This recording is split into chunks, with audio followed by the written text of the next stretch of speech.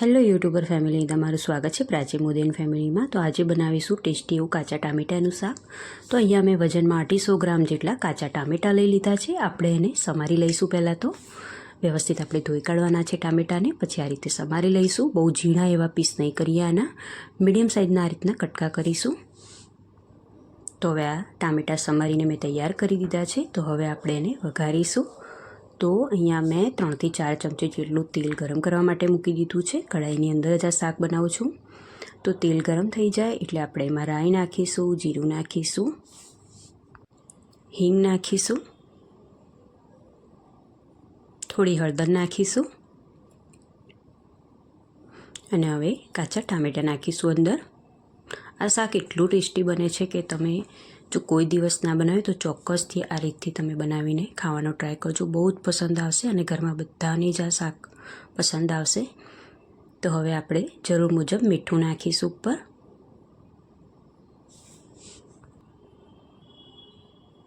અને હવે આપણે મિક્સ કરી દઈશું આ રીતે।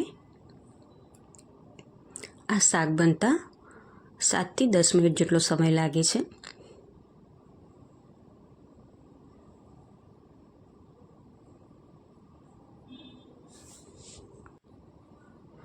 આ રીતે વ્યવસ્થિત મિક્સ થઈ જાય એટલે આપણે હવે મસાલા કરીશું બીજા। તો હળદર નાખીશું જરૂર મુજબ। હવે લાલ મરચું પાવડર નાખીશું 1 થી 1.5 ચમચી જેટલું। જેટલું તીખું ચટપટું હોય શાક તો ખાવાની વધારે મજા આવશે। તો ધાણા જીરું પાવડર મેં અહીંયા નાખ્યું 1 ચમચી જેટલો। હવે આપણે મસાલા સાથે આ રીતે મિક્સ કરી દઈશું ટામેટાને।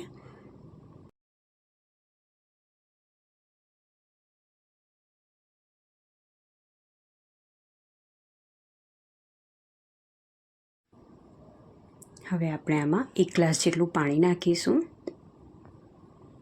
અને ચડતા 7 થી 10 મિનિટ જેટલો સમય લાગશે। આપણે 1 ગ્લાસ જેટલું મેં પાણી આમાં નાખ્યું છે। મીડિયમ સાઇઝનું ગ્લાસ છે, બહુ મોટો ગ્લાસ નથી।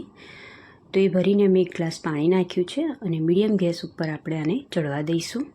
લગભગ 5 મિનિટ પછી આપણે હવે ચેક કરી લઈશું શાકને। આપણે આ રીતે હલાવવાનું છે અને ટામેટાને આ રીતે તોડીને જોવાનું કે ગળ્યું છે કે નહીં। તો આપણે આ રીતે ચેક કરી લઈશું એને એકવાર।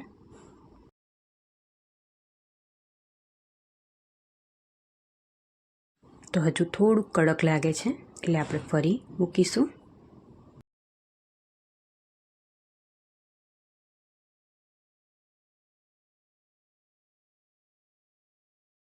તો 7 મિનિટ જેટલો સમય થઈ ગયો છે। તો હવે આપણે ચેક કરી લઈએ। આ રીતે હલાવી દેવાનું એકવાર। અને શાક જ્યારે બનાવો ને પાણી જો તમને થોડુંક ઓછું લાગે, ટામેટાં ચડ્યા ના હોય અને પાણી થોડું ઓછું લાગે તો તમારે એડ કરવું હોય તો કરી શકાય। તો જો આ રીતે દબાવીને જોવાના ટામેટાને। તો જો હવે સરસ એવા ગળી ગયા છે ટામેટાં, એટલે લગભગ શાક આપણું બની જવા આવ્યું છે।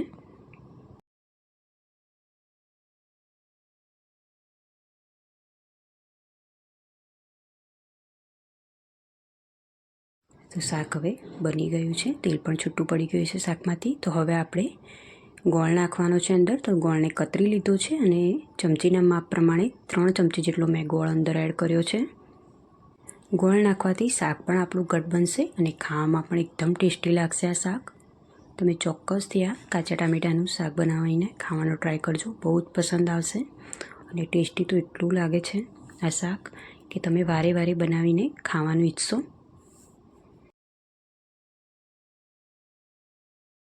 હવે શાક બની જાય એટલે લાસ્ટમાં આપણે ચપટી જેટલો ગરમ મસાલો મેં અહીંયા એડ કર્યો, એનાથી શાકનો સ્વાદ એકદમ વધી જશે। તો બસ હવે આ શાક બનીને તૈયાર છે। આપણે વ્યવસ્થિત મિક્સ કરી દઈશું આ રીતે અને 1 થી 2 મિનિટ રાખીશું અને ગેસને બંધ કરી દઈશું।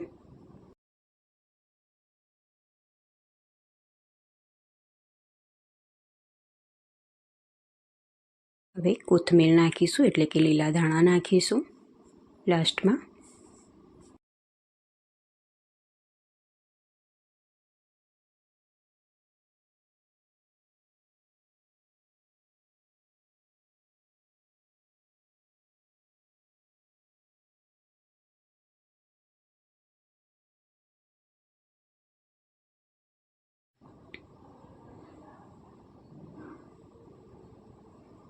તો બસ હવે શાક બનીને એકદમ રેડી છે, કાચા ટામેટાનું.